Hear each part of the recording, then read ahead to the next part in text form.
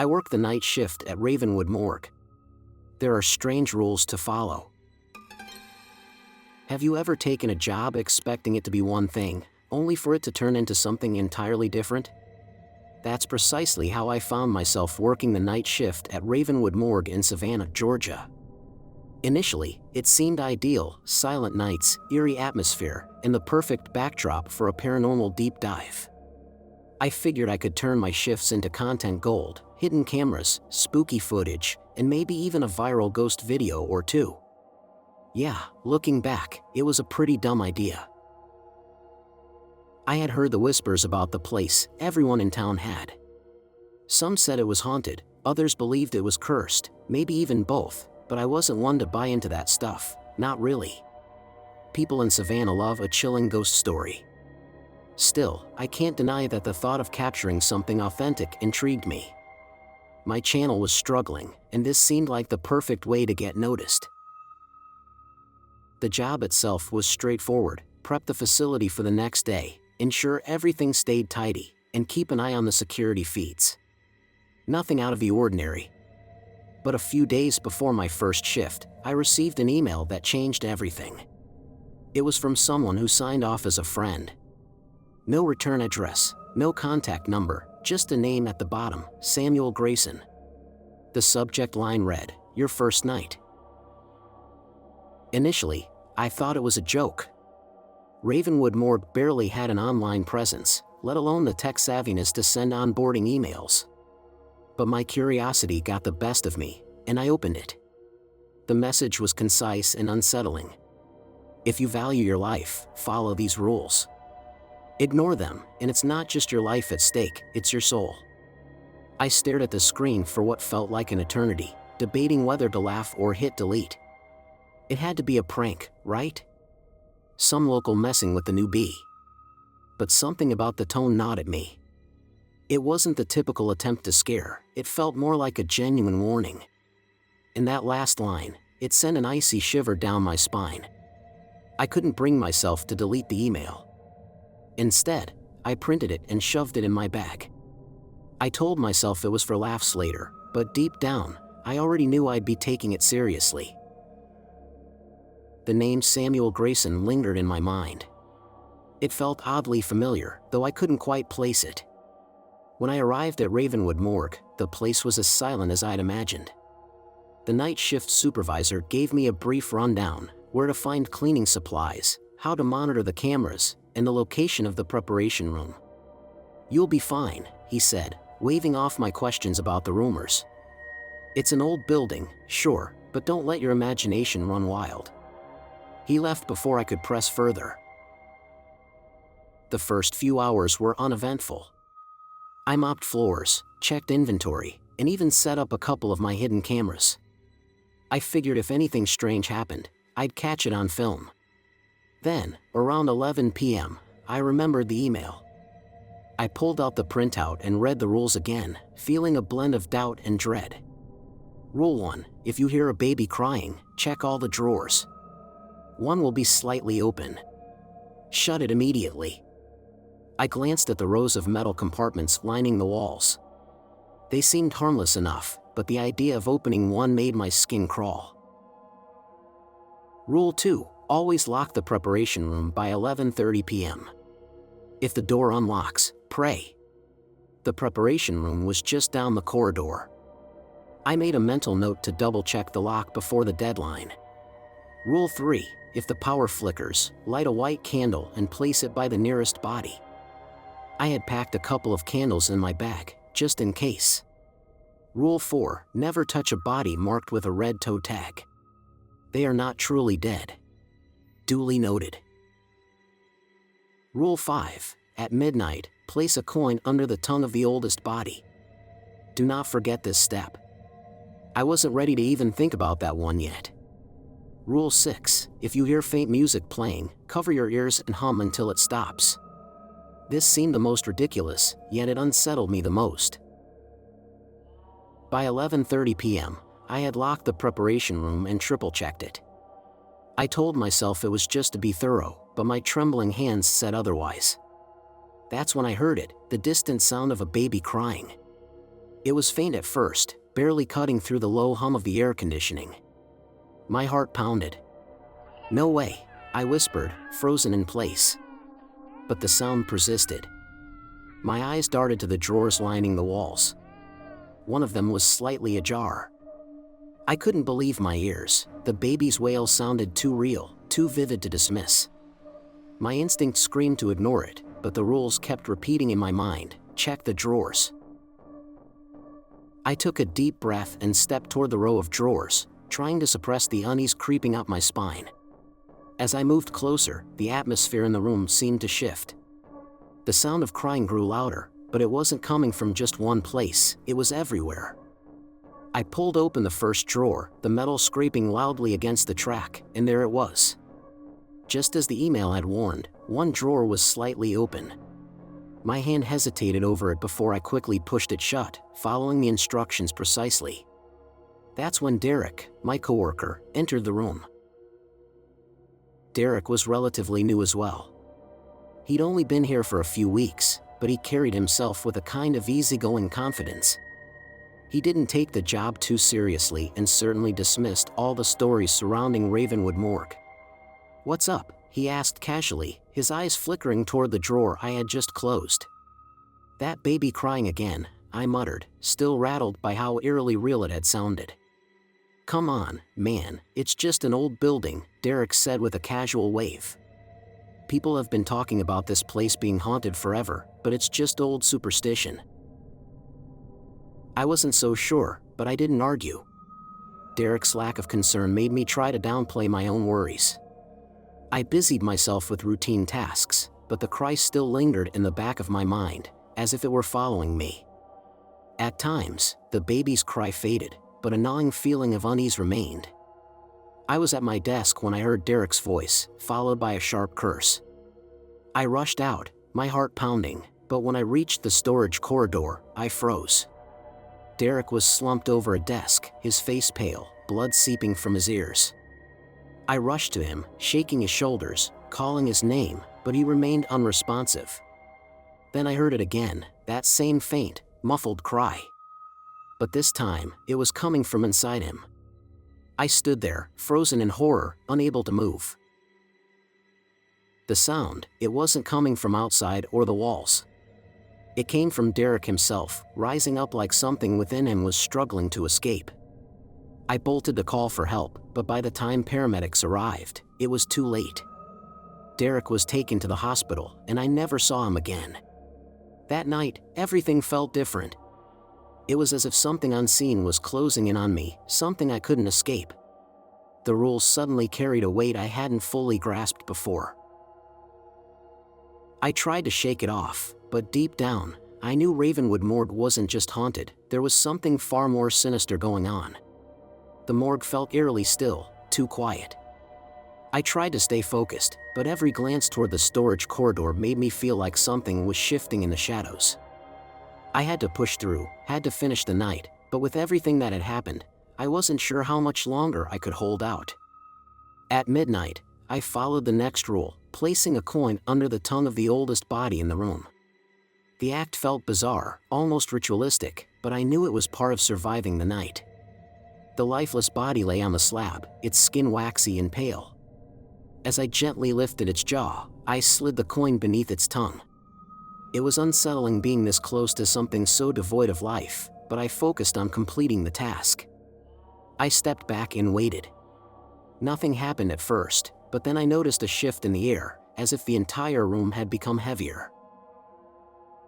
The clock ticked past midnight. I watched the body intently, but it remained motionless. I exhaled, thinking it was all in my head. Then the coin slid out of its mouth.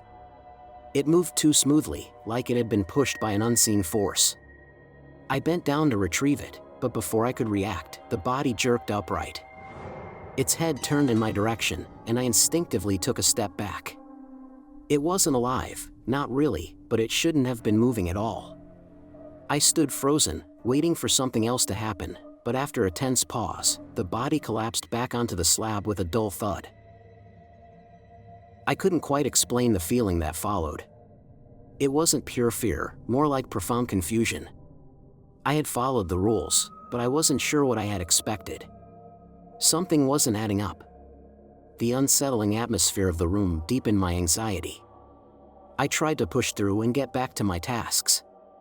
Determined to document any further incidents, I set up my hidden cameras around the room. While adjusting one, I noticed something odd. One of the bodies, a man who appeared to be in his 60s, had a red toe tag. I recalled the rule, don't touch any body tagged with a red toe tag. They're not truly dead. At first, I didn't think much of it. I was still processing what had just happened. But when I looked again a few moments later, the body was gone. My pulse quickened. The table where it had been lying was empty. I retraced my steps, trying to make sense of it. Had I moved it? I didn't think so. My eyes darted to the storage corridor. Empty. But when I turned back, I saw it. The body stood in the storage corridor, just beyond the doorway, its head tilted back, staring at the ceiling. There was something unnatural about the way it was positioned, like it had been carefully placed there. But no one had touched it. I hadn't heard a single sound. My stomach churned. I didn't know how much more of this I could take. The rules, what else had they not told me? And more importantly, how much longer could I survive? I gazed at it for what felt like ages, struggling to decide what to do next. The figure remained motionless, standing with its head tilted back, almost as though it were frozen in time. I couldn't shake the nagging sense that something was off. Maybe it was the awkward posture or just the unsettling atmosphere, but I knew I needed to stay alert. I cautiously approached, maintaining a safe distance. Each step felt intentional, as if I were trying to get closer without disrupting the eerie stillness. Even though the figure stood unmoving, I couldn't ignore the undeniable fact that it shouldn't be there at all. I resisted the urge to touch it, not wanting to violate the rules. Instead, I observed, taking in every feature. Its face bore a neutral expression, the mouth slightly ajar, and the eyes hollow, lifeless. Yet, the eerie notion that it was somehow watching me lingered. I reminded myself to push forward and not get sidetracked by every strange occurrence. But even as I returned to adjusting the camera equipment, my eyes kept flickering toward the figure in the storage corridor. It stood there, as if it had always belonged. Time crept on, and the weight of the rules began to press heavily upon me. I'd already encountered unsettling occurrences earlier, but something told me the worst was yet to come. As I installed additional cameras, the room was suddenly plunged into darkness. The familiar hum of the fluorescent lights ceased. Then, they flickered back on only briefly, before failing again. I knew what had to be done. When the power flickers, light a white candle and place it beside the nearest corpse. My hands trembled as I struck a match and ignited the candle. Its small, steady flame barely offered comfort as I carefully set it on the counter beside the closest body. Something about the flickering light felt unnatural, casting strange, exaggerated shadows that made the room feel suffocating. I turned my focus back to my tasks, but a faint scraping sound pulled my attention. My eyes snapped to the slab. The corpse's arm, previously still, now extended toward the candle, as if trying to grasp it. I froze in place, unable to comprehend what I was witnessing. The body had been lying still, yet here it was, reaching for the flame. My breath caught in my throat as I watched the arm inch closer, moving almost imperceptibly until it was mere inches away from the candle. The fingers twitched slightly, seeming desperate to snuff out the tiny light. This wasn't supposed to be happening. Taking a cautious step forward, I hesitated, torn between following the rule and acting on instinct.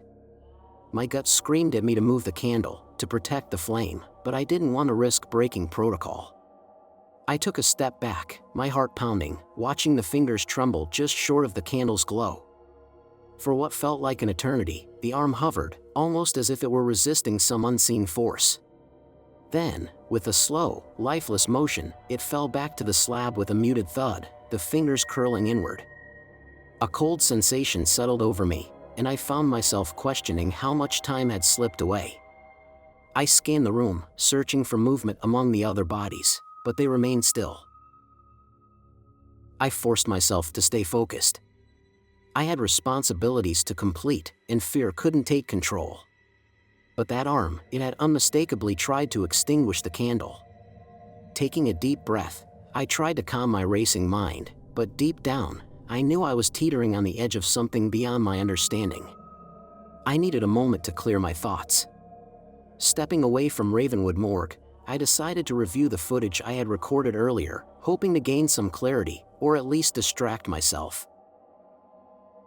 In the dim glow of the staff lounge monitor, I scrolled through the camera feeds, reviewing the sections I had been too anxious to watch in real time. Most of it was the same, just the eerie stillness of the morgue and the lifeless bodies resting on their slabs. But then, something caught my attention. A drawer near the back of the room was slightly ajar. I didn't remember leaving it that way.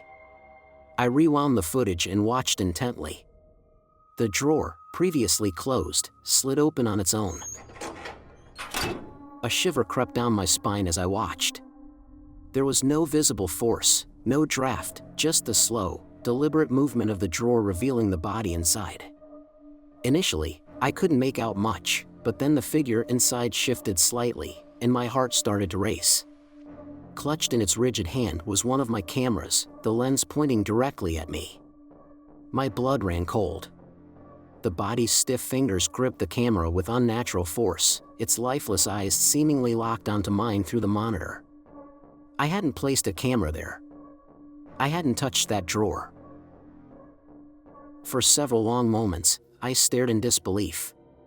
The figure remained motionless, holding the camera as if it were waiting for something. My pulse pounded in my ears as I leaned closer to the screen, my mind reeling with unanswered questions. What was going on? I couldn't tear my gaze away from the footage. There was something disturbingly intentional about the way the body gripped the camera, as if it was aware of my presence, like it was trying to communicate something. I kept replaying the video, hoping it was just some glitch or a bizarre trick of the camera. But no matter how many times I watched, the scene unfolded the same way, the drawer sliding open, the body holding the camera at that precise angle. It was undeniable. After what felt like an eternity, I finally wrenched my eyes away from the screen. I had to regain focus. I couldn't let this break me, but the image was burned into my mind. The body, the camera, it was all pointing to something, and I was struggling to understand what. A growing sense of unease gnawed at me, making it harder to stay grounded in reality. The night stretched on endlessly, and with each hour, the weight of dread pressed down heavier. I tried to shake it off, but it clung to me, clouding my thoughts. As I walked through the morgue, methodically inspecting the drawers, my eyes fell on another one that was slightly ajar. It wasn't the same drawer from before, but instinct told me I had to check it. My heart pounded as I inched closer and cautiously pulled it open. What I found made my stomach churn. Another body, this time clutching something in its hand. My phone. The screen's glow was unmistakable, and I instantly recognized it as the same device I had left charging at my desk earlier. If you like the stories I narrate for you, be sure to subscribe to the channel. I dream of 1,000 subscribers, and it's up to you to help me achieve this. My hands trembled as I leaned in to examine it. The corpse's rigid fingers were wrapped around the phone, the display showing a live feed. It was me, standing right there in the morgue, just a few feet away. My breath caught in my throat. The angle was all wrong. The footage seemed to be coming from a perspective that shouldn't have been possible. The body in the drawer was holding the phone, watching me in real time. I couldn't breathe, my thoughts racing to make sense of the impossible. How could this be happening? How could the body know exactly what I was doing at that moment? My eyes remained fixed on the phone's flickering screen as the feed glitched and distorted, the image warping unnaturally. It wasn't a mere technical issue, it felt like reality itself was unraveling. Then, just as I was about to back away, I saw it. The body's mouth twitched. It wasn't an involuntary movement, it was deliberate. The corners of its lips curled into a grotesque grin, mocking, knowing. My heart hammered in my chest. That smile wasn't just eerie, it was taunting me, as if it held some dark knowledge I wasn't privy to. I staggered backward, my pulse thundering in my ears. The phone, the live feed, the smile, it all felt like a sick game I couldn't comprehend. I'd been following the rules all night, closing drawers when the crying baby echoed, lighting candles when the power flickered, placing coins under tongues. Up until now, I thought I had things under control.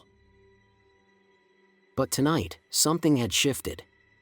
The air was heavier, charged with an unseen presence.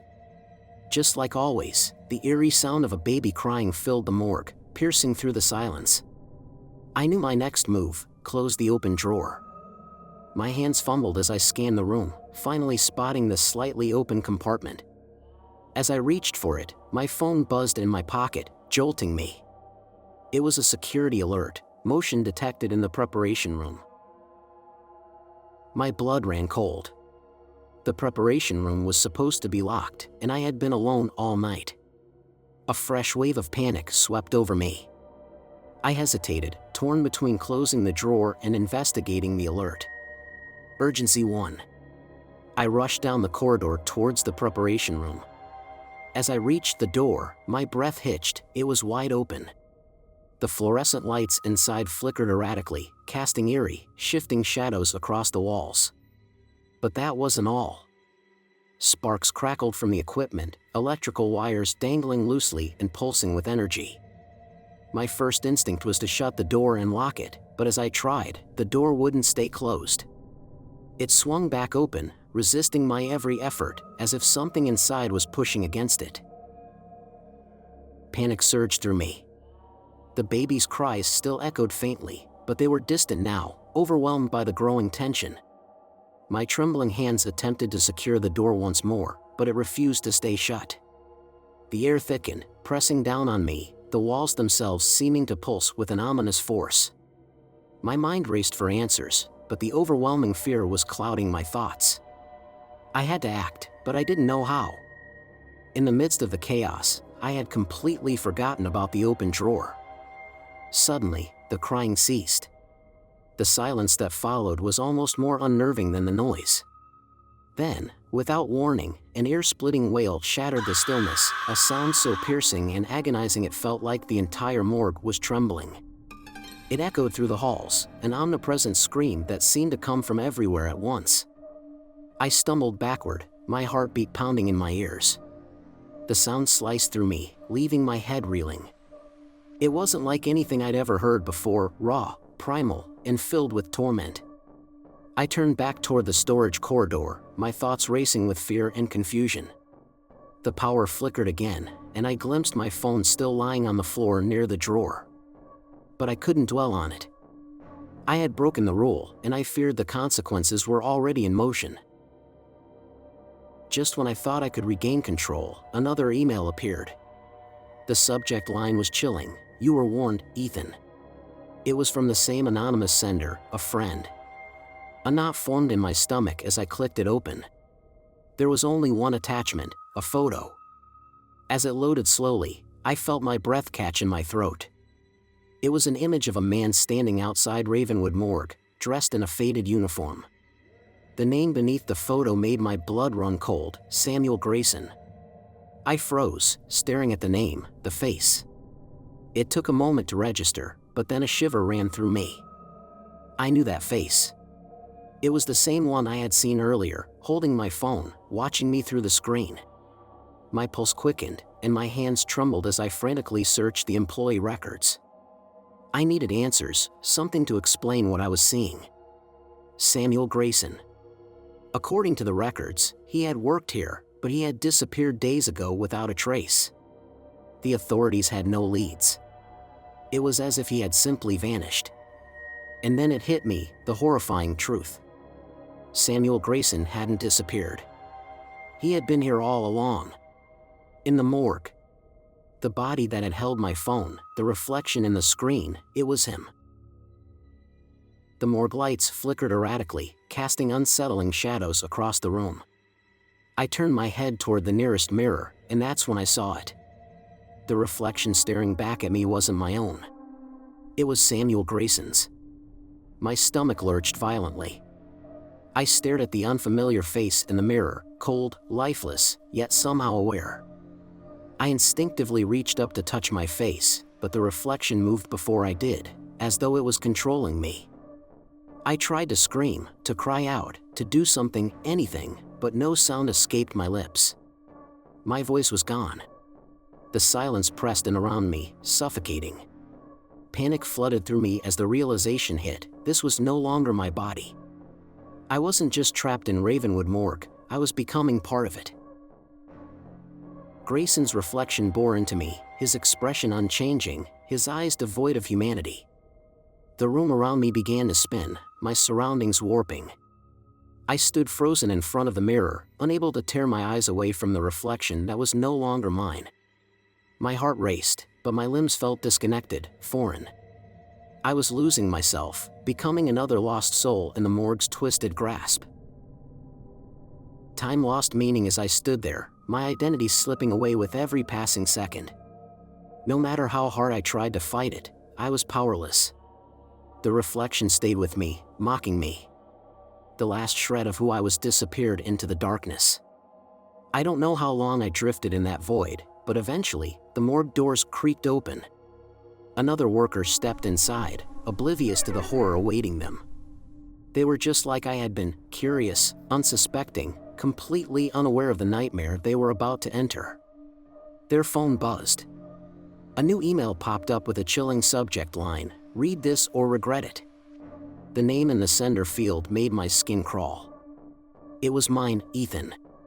The cycle had begun again. And now, it was too late for me, just as it would be for them. Who do you think Samuel Grayson really is? A victim, a predecessor, or something much darker? Subscribe to the channel. Like the story and write your impressions and opinions in the comments. See you in the next story.